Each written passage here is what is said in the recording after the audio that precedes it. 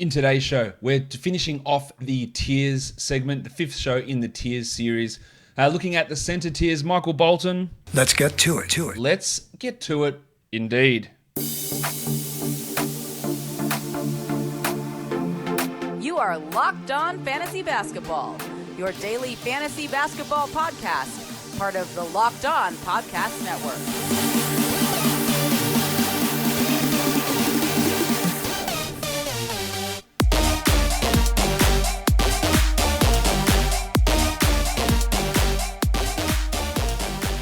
Hello and welcome to the Locked On Fantasy Basketball Podcast, brought to you by Basketball Monster. My name is Josh Lloyd and I am the lead fantasy analyst at basketballmonster.com and at Yahoo Sports Australia. And you can find me on Twitter as always at redrock_bball and on Instagram at Locked On Fantasy Basketball. Today's episode is brought to you by Built Bar. Go to builtbar.com and use the promo code Locked On and you'll get 20% off your next order. As I said, we are finishing off the tiers show with the center tiers. We've done point guards, small forwards, shooting guards, power forwards. Go back and check those out on your feeds or here on the channel on YouTube as well, so you can get those tiers. A reminder, the tiers are for category leagues. They're not for points leagues. Tiers don't have any relevance really in points leagues whatsoever, so these do not apply to points leagues. I am going to, though, be doing a show on points leagues tomorrow. So those of you barking out for points league content, I'm going to be doing a show on points leagues tomorrow, but let's talk about what we're here to talk about today, and that is the center tiers. And of course, to do that, I'm going to bring in Matt Smith of Basketball Monster. Here he is, the one and only Matt Smith. Oops, we've got to push the button. Smitty. Matt, welcome back. Thank you, Josh. Yes, push that button. And what have you been up to today? Working. Oh, what a surprise. Writing articles. Think I put 2 or 3 of those up on Basketball Monster today. A couple of punt guys, some notes on projections, just fielding questions and doing a whole bunch of stuff. How about you? Busy day in the office in my day job, but yeah, it's nice to come home and settle into some more fantasy basketball talk and finish off these positional tiers. Yeah, this is the end of it. We are talking centers here, of course, because we've gone through all the other positions already. So let's talk about these centers straight away. This is a very striated position, meaning, those of you who don't know what striated means, and maybe I'm getting the word wrong, but I'm pretty sure this is what it means. It means that everything is spread out. So we're going to look at tier 1, and there's going to be one player in that, because Anthony Davis, we had him in the power forward tier, because he's really not going to play a huge amount of center until the playoffs this season with Gasol and Harrell there. So we had him exclusively in power forward. So as your tier 1 center, it's Karl Anthony Towns. And I literally saw this yesterday, Matt, is how quickly the narrative changes. Someone goes, "Oh, I'm not sure I want to draft Towns in round 1. He's a bit unreliable. He's a bit injury prone." It's wild how quickly it changes.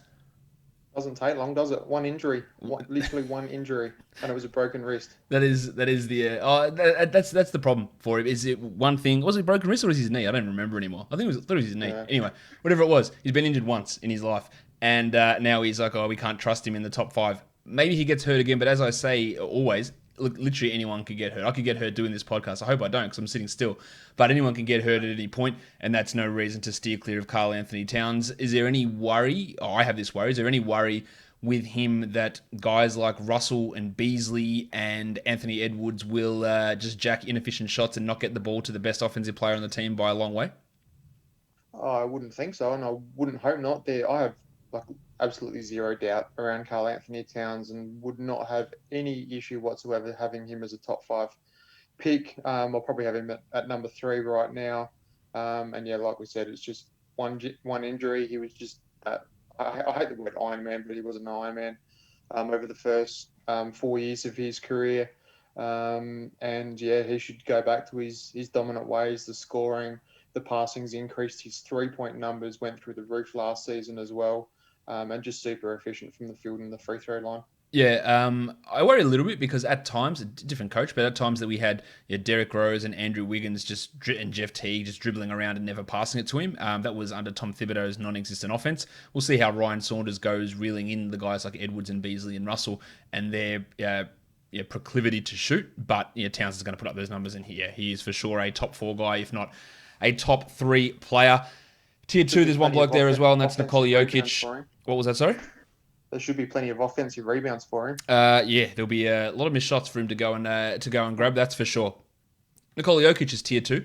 I have seen people talk about him as a top 3 guy. I want nothing to do with him in the top 3, but he is clear in that top 9 area that we've spoken about in one of the past podcasts. Do you think, with you, we know what he's going to do, but what we have seen with him in the past is that the first 6 weeks are just a write-off, like he's just shithouse, and then he does roll for the last bit. Now, do you think with this compressed season, with a truncated off season, that we'll get that Jokic just kicking back for the first 6 weeks? It's definitely a risk for sure, and it's a bit like the opposite to Kyle Lowry. Like he starts strong and then he fades off and then he gets injured around the All-Star break. Nikola Jokic starts slow and then finishes strong and comes home with a massive run. So I guess you definitely have to factor that in because, history has shown that over the past few years. And yeah, I agree with you. I wouldn't take him in the top 5 and probably top 6, but when you get to that 7, 8, 9 region, I think you have to take him for all the normal reasons. Yeah, he's going to get you assists. He's going to score. He's going to get rebounds. He's going to have good percentages. He's going to hit some threes. Like, he's just really rock solid. There isn't a lot to talk about, I don't think, with Big Chungus there in that tier 2. As for tier 3, again, it's just one guy. It's Joel Embiid, who on a per game basis is probably a first round guy. The risk there, of course, is injuries. He plays. We talk about Kawhi Leonard, Russell Westbrook sitting back to backs. Embiid played them. Like he played them last year. I think he played them the year before for most of that season as well. It's more the worry of him actually getting hurt, and there always seems to be something cropping up. It's not always his back. It's not his knee. It's not his foot. There's always just something different: a broken face, a hand, a wrist, whatever it is. There's always something going on with Embiid, which gives me a little bit more faith that it's not a persistent problem. It's not his back always causing problems. It's not his knee always causing problems. There are different things, but he is in that risky area that we talk about. In that, after the first 9, in that 10 to 14 range, I guess it just comes down to your appetite for risk to how much you want to take that on board.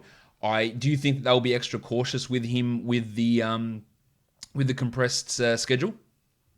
Potentially, yeah, and it's been interesting because Joel Embiid has seemed to be quite frustrated in the past couple of years with those injuries, the fact that he hasn't been able to stay on court, and maybe a little bit with the way that the Sixers have handled him. So, if they do keep sitting him in back-to-backs, whether that frustration grows. But, yeah, you talk about that rest and injury risk at the end of the first, early second with Joel Embiid, LeBron James, Kawhi Leonard, Kyrie Irving, these sort of guys. So it's definitely not the ideal spot to pick from. And like we spoke about, I think it was on the small forward tiers that you might need to take that risk with 1 or potentially 2 guys to keep you competitive with the top 5 or 6 players. I know how much you love a question without notice, Matt, but how many back-to-backs did Embiid miss last year?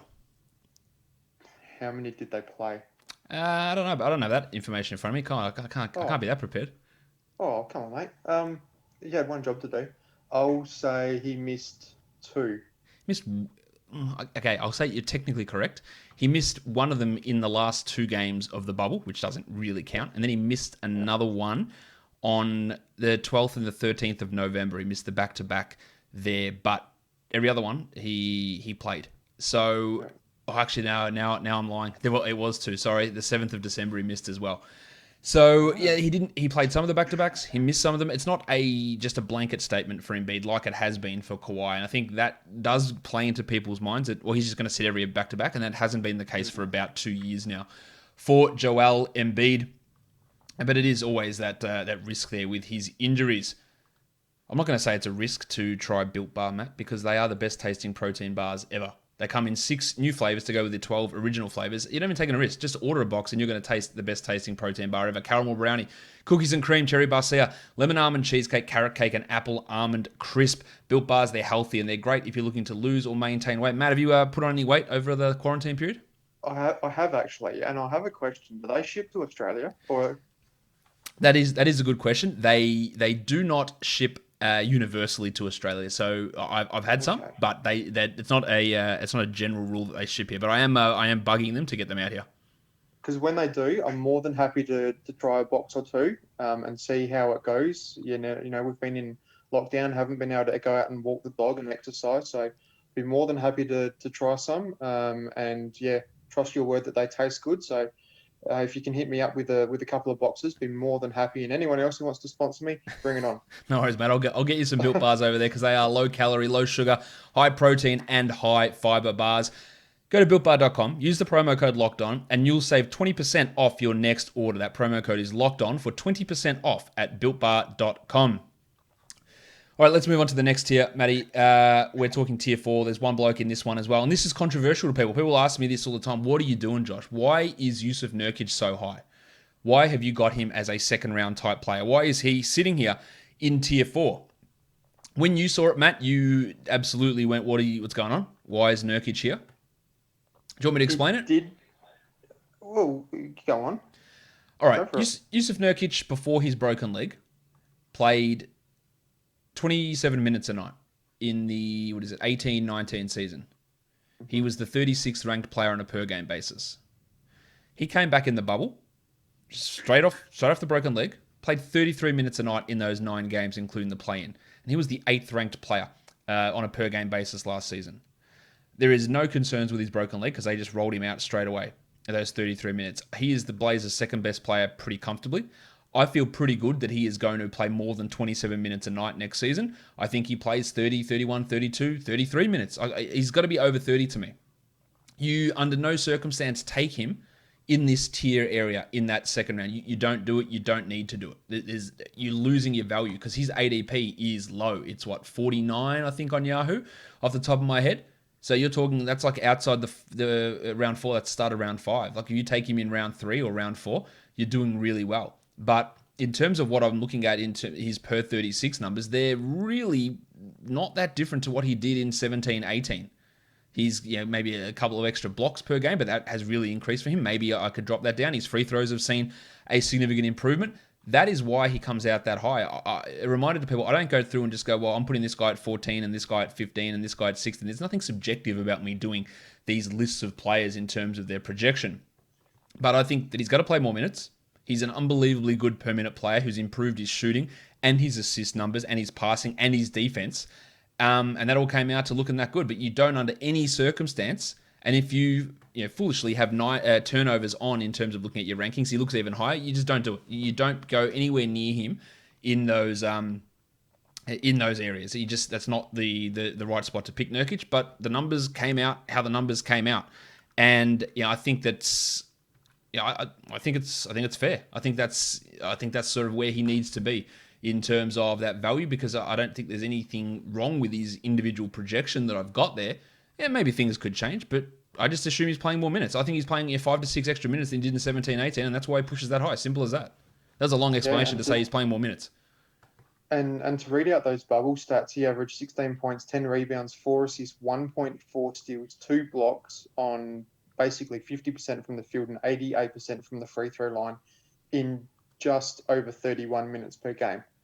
Like, they are crazy numbers. Yeah. And like you said, that they threw him straight back in, coming back from the broken leg.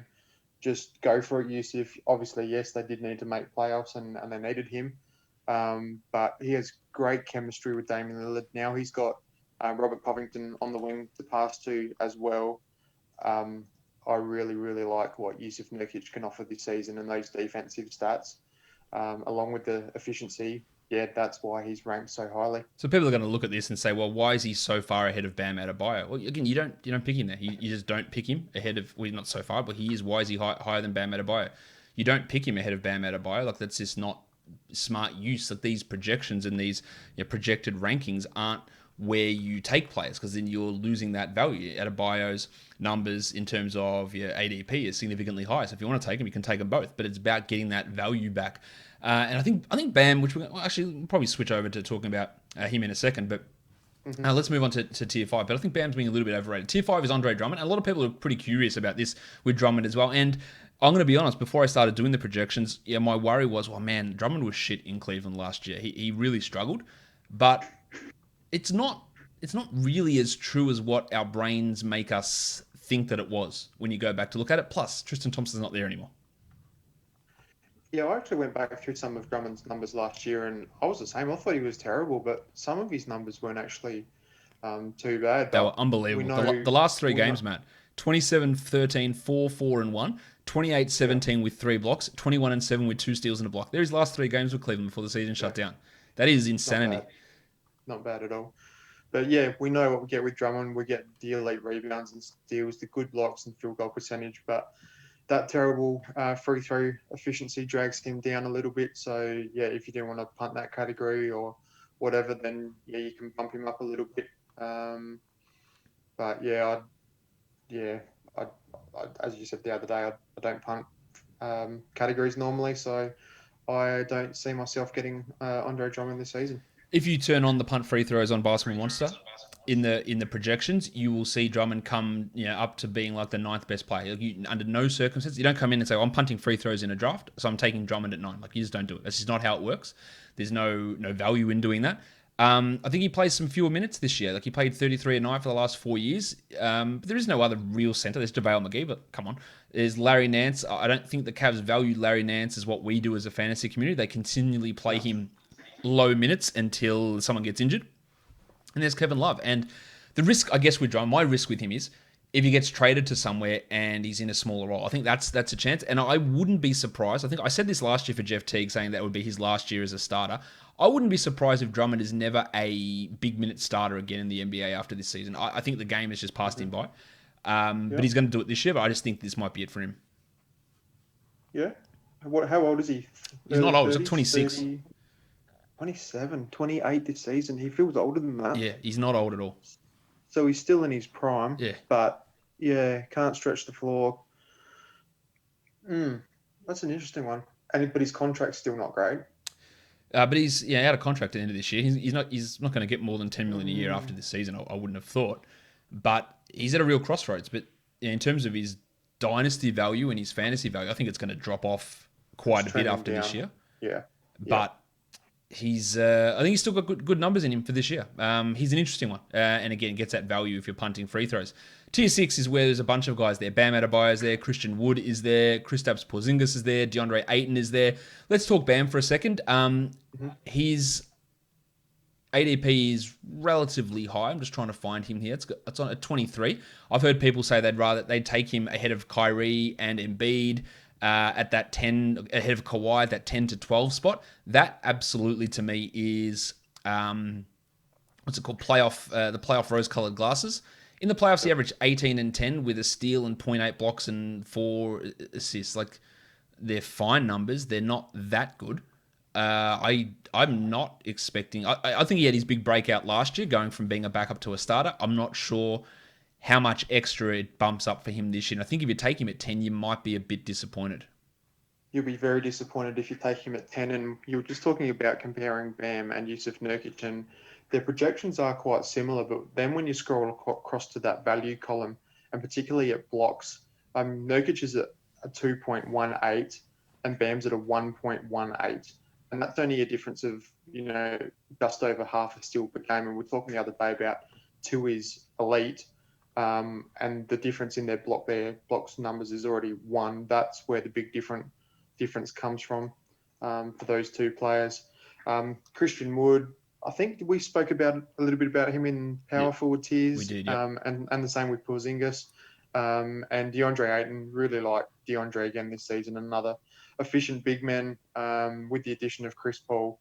Really interested to see how those 2 work together this season. And if I can grab Ayton in the late second or early third, I'd be very happy with that. Yep, absolutely fine for him. I don't know if he's ever going to shoot threes, but 20 and 12, 20 and 11, good percentages. Like, he's totally fine. Like, there's not a huge amount, I don't think, to talk about with Ayton there. I'm not sure if he's going to really be able to blow up, but he's going to be rock solid in terms of what he's able to do, I think, for this coming season. And really, they're pretty reliable. We look at Wood and go, well, maybe there's some downside risk there in Christian Wood, and that's completely possible. But I don't really see that with... I don't think there's downside risk there with Bam either, unless you're picking him at pick 10 or pick 12 or something along those lines. Would you take Bam or Ayton first? It's probably Bam. It's pretty close though. What do you do? Yeah. It's really going to come down to who I'm pairing him with. If it's someone like a James Harden, Steph Curry, Trae Young, maybe a Luka, and I've already got some of those assists, and I need the blocks, I'll chase Ayton. Maybe if it's an Anthony Davis, and then you can pair him with Bam, and you can almost get 10 assists out of those 2 players, then that's a really nice combo as well. So a bit more of a horses for courses selection, I think. Yeah, absolutely. I can see that. Tier 7, we've got Rudy Gobert, we've got LaMarcus Aldridge, and we've got NIKOLA VUČEVIC. Very different players there. Of course, Gobert hurting your free throws, bringing the blocks. Aldridge, just nice, efficient scoring. Vooch is pretty good at scoring as well, but hits the three. Just some nice, solid third to fourth round bigs there, but providing different things to your team. Yeah, and this is once again the whole point of putting players in tiers with that similar overall value. And Aldridge and Vucevic, probably two players who can get a little bit more of a bump up the rankings in rotisserie leagues than head-to-head because of their strong efficiency. And in terms of head-to-head, yeah, two of those players who don't quite give you that massive advantage in a category or two that I like to have anyway. But yeah, a nice little tier there if you missed out on a centre early. Yeah, when looking at it now, like we did these, well, you did these tiers, pretty much on the first set of projections. I think we'd probably have Christian Wood maybe down in this level now after he came out pretty high. I think he might move down a spot to this next tier, just with, I guess, an element of risk more associated with him versus some of those other guys. But again, he could easily end up in that tier 6 level when the season's over and done with. Tier 8, there's one guy here, and it is Mitch Robinson. And Mitch Robinson says, "I'll take it from here." Now, Matt, does he take it from here?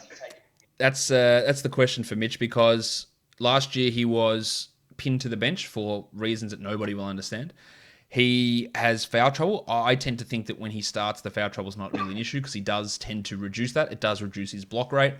People are going to be very gun-shy about going after Mitchell Robinson, and I think that's maybe going to end up turning him into a bit of a bargain around that 50 to 60-ish type mark.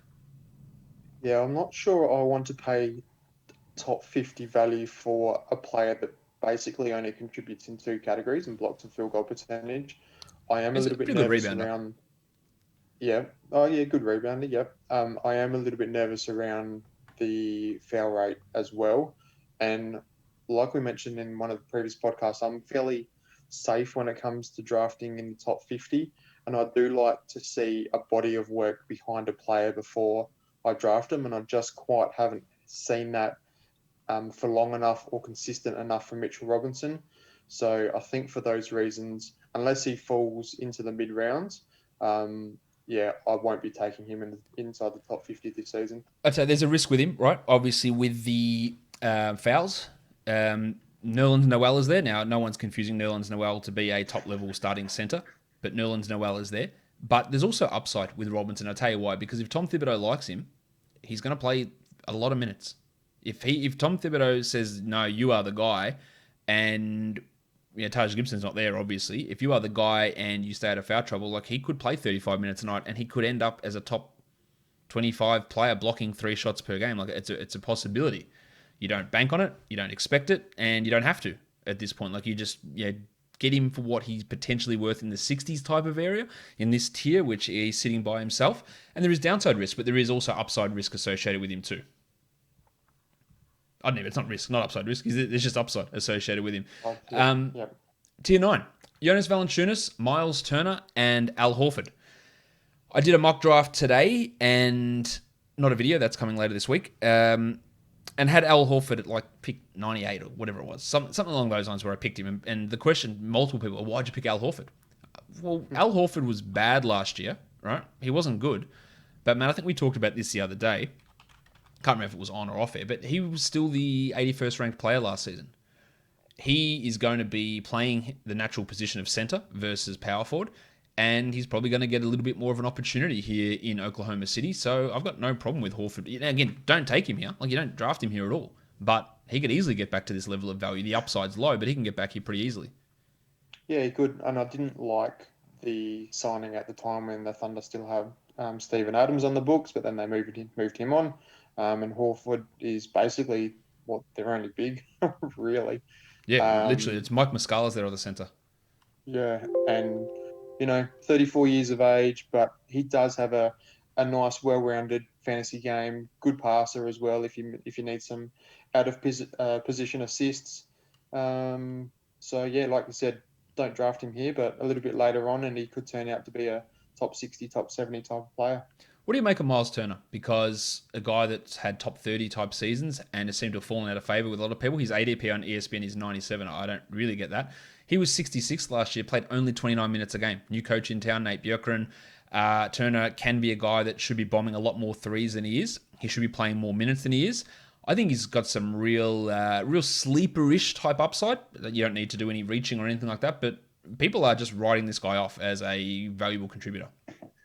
Well, my question is, what is happening in Indiana? Because we've heard over the offseason that, Turner was maybe made trade bait, or then Victor Oladipo wasn't sure whether he was staying or going, and they really haven't. And then they heard they were interested in Gordon Hayward, and they missed out there, and they just haven't really done anything this offseason. Is there anything else in the works, or are they just going to go into the season again with what they've got? I'd imagine they're just going in as is. But the curious thing to me is that, the whispers, Miles Turner wants out, the Pacers aren't keen on him. And then the other report being that they offered him to the Celtics and the Celtics said, nah. There's got to be something wrong. Yeah. There's got to be something going on there. That can't be the correct report. What are you getting? A trade exception, or Miles Turner will take a trade exception? And we had to give up 2 second-round picks to do it, which the Celtics did. There's something a bit weird there. I still value Turner. He's still only 24. He's not even 25 years of age yet. He blocks shots. He shoots threes. He's been playing under a repressive offensive system with McMillan, who really limited his three-point shooting. But I think there's a real bounce-back opportunity here for Turner. Valanciunas just rock solid where he is. Probably gets a little bit of a boost early in the season with Jaren Jackson out, but that should change later on, or should drop back down when Jackson does return. Yeah, and Turner's probably a little bit of the reason why I'd be nervous around Mitch Robinson as well, because we saw Turner had some pretty high ADP and strong draft value going into last season, people chasing those elite blocks, and it didn't work out. And then you don't have to miss by much for a player to fall a fair way, like we saw with Turner last year. So that's probably another one of the reasons why not that keen on Mitch Robinson, but I do like Turner going into this season because you can get a bit of a discount. And if I can find him in the 60-70 range, then I think that's worth a shot. Yeah, if you chase those elite blocks, you're right. If you project 2.7 blocks and someone gets 2.2, still a great number, but you lose 35 ranking spots, and it hurts. And that's what happened to Turner last year. And that's, I think, from memory, Pete, correct me if I'm wrong, I'm pretty sure I preached that pretty excessively last season on this podcast, saying, yeah, he was really good, but if those blocks fall even a small amount, then the value is just disappearing. And then he was actually worse than I expected in that scenario. And yes, why you don't reach for Robinson, and it's why you don't reach for guys like Turner, because any sort of fluctuation in that number really impacts them overall. Tier 10. What's the dog thing? He's left. I don't know what he's up to. I don't know what he's trying to get in here. It's the most boring room in the house, but he wants to come in.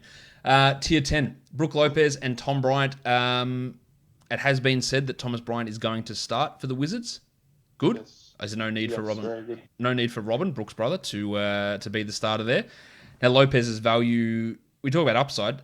Brook Lopez's upside small here, but if Bryant played 34 minutes tonight, probably unlikely. But if he did, he's jumping 20, 30 spots here. But we have to look at his numbers in the bubble, which were great, and remember that there was no John Wall, there was no Davis Bertans, and of course there was no Bradley Beal. So he was like doing a Christian Wood in the bubble and just putting up everything, and did it at an unbelievably high level. He's just not going to get those same opportunities though.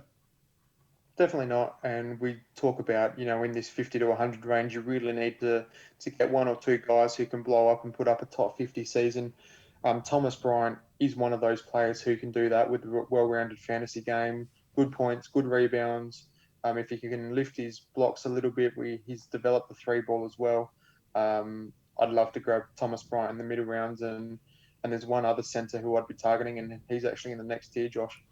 All right, so let's get on to this next tier.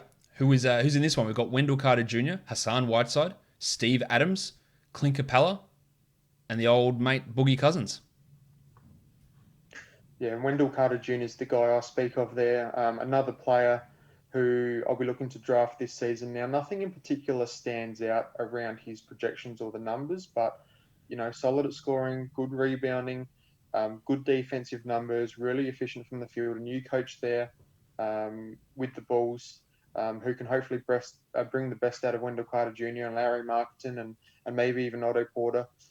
Plenty of upside, young, really good defender, good passer as well, and hopefully they can utilise those skills a little bit more. So if Wendell Carter Jr. is on the board, in this range, go ahead and snap him up. He's only 21.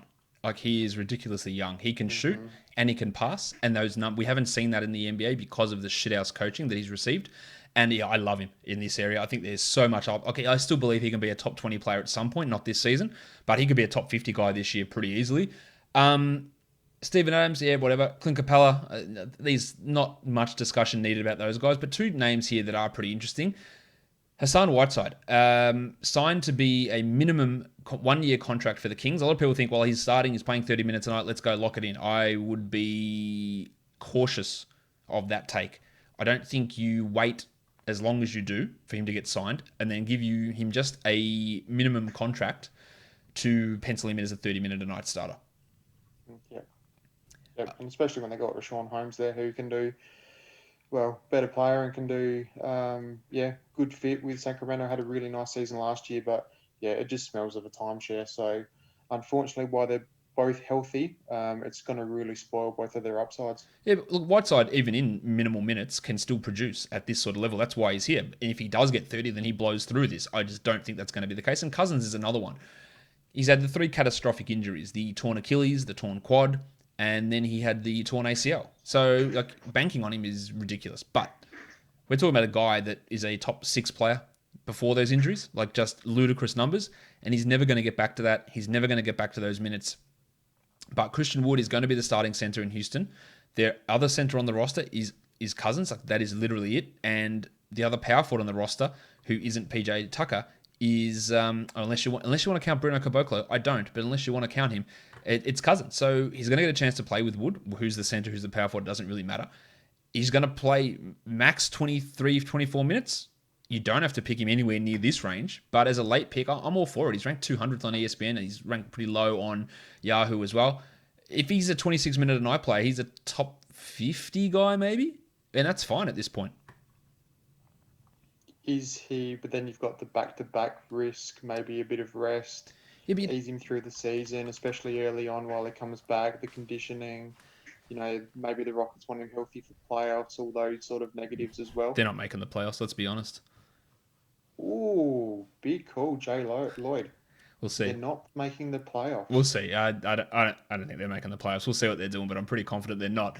But you don't have to get him until your 12th pick or your 11th pick or your last pick. And then if it doesn't work out, it doesn't work out. And if he misses back-to-backs, oh, well, like, in the end, at that pick, who cares? I'm all for it. And I think that he does have upside, even in limited minutes, to get back to this level. You may not agree, and that's fine. We're here to disagree, Matt, to create controversy and hot takes. Tier 12. We've got some names who are a little bit, I guess, underrated. And I had Chris Boucher in my latest mock, and I think I picked him in pick round 11 maybe of a 14-team league. And people go, man, that's high. Is it? Again, the Raptors' center rotation is Aaron Baines, it's Alex Len, and it's Chris Boucher. They're all capable players. Boucher can play a little bit of power forward, but like Whiteside, like Cousins, if he plays 23 a night, it's enough to be a draftable player. I love how words and names are pronounced differently in different parts of the world. Like, it's Chris Boucher, in the Northern Hemisphere, but down here in Australia, it's just Chris Boucher. Is it? Would you call it Boucher? Well, yeah. Interesting. I wouldn't. I would never. That would never come into my head to say Boucher. Anyway. There you go. I don't know why. You follow cricket. Who was the old South African wicketkeeper? Mark Boucher. Yeah. How was that spelt? Was that spelt the same? I think so. It was too. Jeez. Yeah. Okay. Fair enough. Yeah. Mark Boucher, the old wicketkeeper. That's yeah. Well, there you go. I stand corrected. Anyway, so I digress. What do you think of Boucher for this? What do you think of Boucher for this upcoming season? You know what? You are spawning a new nickname. He's going to be called the Wiki. The Wiki. That's a good one. Sorry to everyone who has no idea what cricket is, but anyway. This smells of a timeshare again. Yep. Boucher has the most upside of both Baines and Alex Len, and in limited minutes can put up some really strong numbers. We've seen that in the past. We've got him projected at 1.8 blocks in just 23 minutes per game, which is about as much as you need to know. So, yeah, another potential late round flyer. I think he's going to be pretty popular once drafts tick over 100. Yeah. His ranks are all over the shop at the moment. Where is he ranked? 288 on Yahoo, 167 on ESPN. Yeah, that's ridiculous. So people will catch on though. But yeah, he doesn't. James Wiseman, what's he doing? Is he starting, coming off the bench? I have been told that he is starting, if not game 1, maybe game 2 or 3. Kerr? I'm not giving away my sources at this point, but I have been told that he will start and he will play minutes that will vary depending on what's happening, but he will get the vast majority of the minutes and will push to 30 a night, and that the other guys on the team shouldn't really be considered too much of an impediment in Chris and Looney to his development, his playing time. Then that makes him quite juicy at this range. 12 to 14 points, maybe 8 to 10 boards, a block and a half, solid efficiency.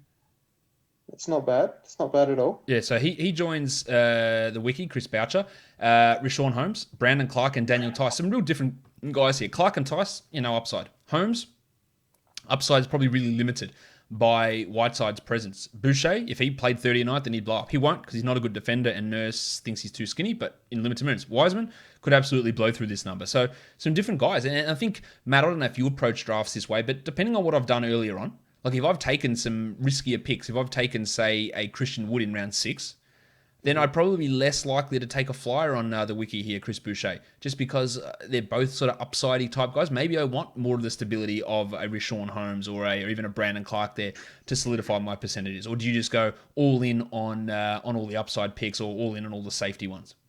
No, you definitely need a balance. You need some safety there to have a nice core that you can rely on night in, night out. And then, you definitely need some upside. Who can, smash their ADP and get some really nice value. And then, you need those flyers who can come in. And then you have to be, I was going to say cautious, or careful what you do early on in the season, because someone like a James Wiseman or a Chris Boucher might have a really slow start to the season. And then you have to make that decision. Do I hold on? And maybe in head-to-head leagues, do I take a couple of L's for the first 2, 3, 4 weeks of the season and play the long-term game? Or do I want to start off strong, maybe drop these guys for the hot free agent who then only lasts a couple of weeks, and then move on to someone else? So they're the real key decisions, in the first 2 or 3 weeks of the season. Yeah, not panicking is super important as well. And grabbing that free agent is key, and knowing who the guy is at the end of your roster, who's like, if you've got Danny Green on your last pick, like drop him, like who cares? If you've got Daniel Tice on your roster, like drop him, who cares? But those guys who might take a little bit to work it out, Wiseman, Boucher, Killian Hayes as a point guard later on, wherever it is, just wait a little bit. Yeah. Just wait a few weeks and we'll see what goes on, and don't just move on from those guys exactly at this point. Boucher's back to him. In 18-19, in the championship year, he played 28 games. It was only 6 minutes a game, but he blocked 5.3 shots per 36 minutes. Now that went down, cut in half last year, down to 2.7 per 36. It's still really, really big numbers in terms of those block rates. And I think he only played 13 minutes a night last year as well. And that's going to have a pretty big jump up. He's older than you think. He's almost 28. He's older than Alex Len. So, not that young guy that they're just waiting on to come through.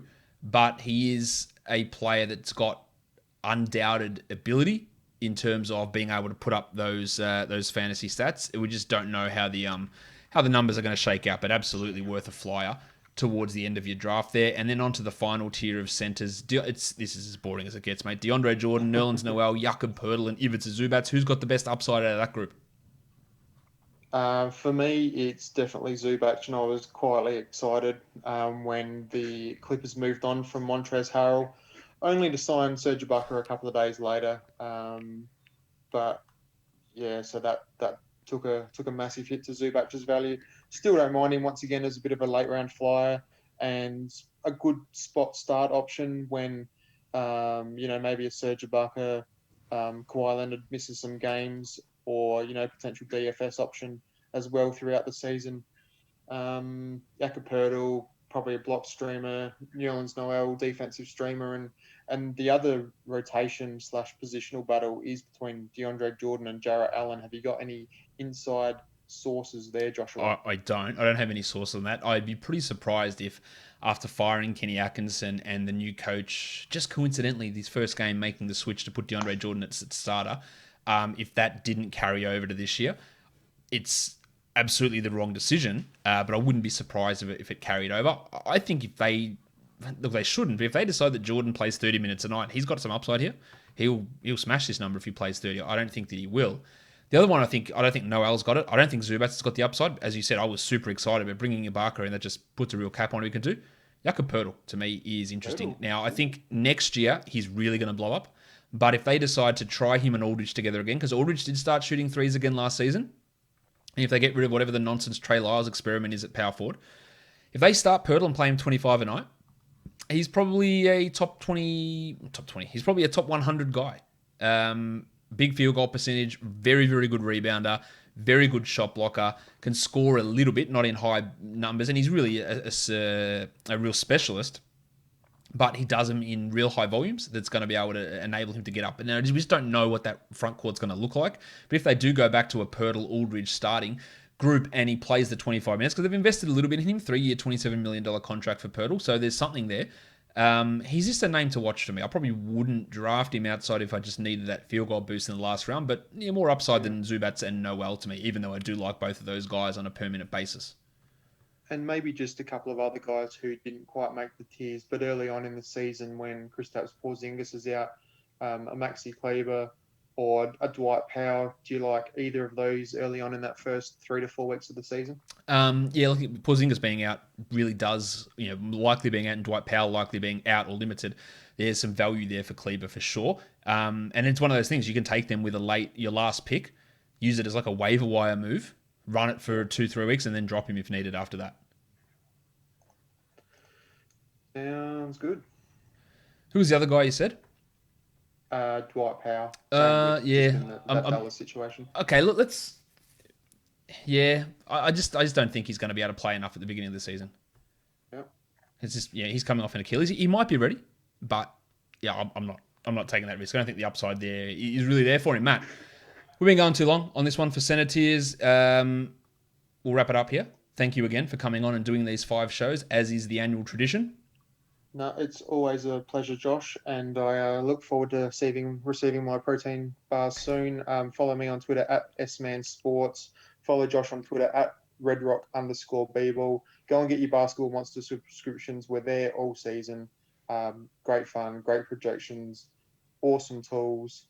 Josh and Kyle, probably 2 of the biggest tools there, but that's all right. So, yeah, go and subscribe, and we'll hopefully chat throughout the season, Josh. Matt, you took the words right out of my mouth there in terms of awesome tools.